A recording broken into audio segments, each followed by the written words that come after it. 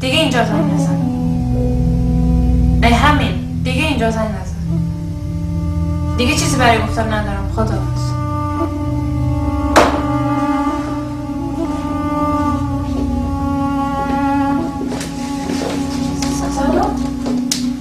چی شده؟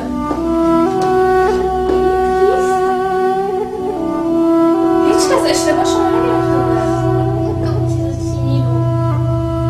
چی رو شنیدی؟ چی رو شنیدی؟ تو دختر ما به پول عوض میکنی. پس راجع به این موضوع خوب فکر کو و جوابش هر چی زودتر برای ما بگو.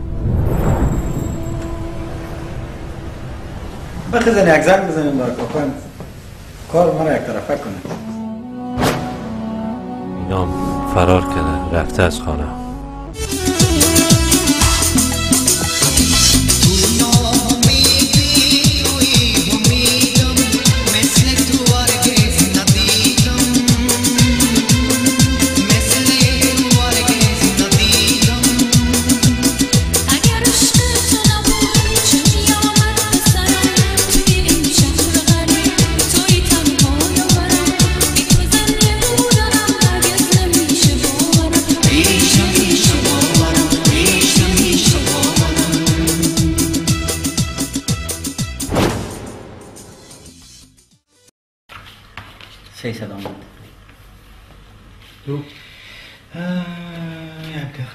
چرت بزنم که برم نه بلان اسلام جهاد شهید میشی تو شهید میشی کدام تو بازی از این فریب کار نخوردی فریب کار نیست یا مجاهد مجاهد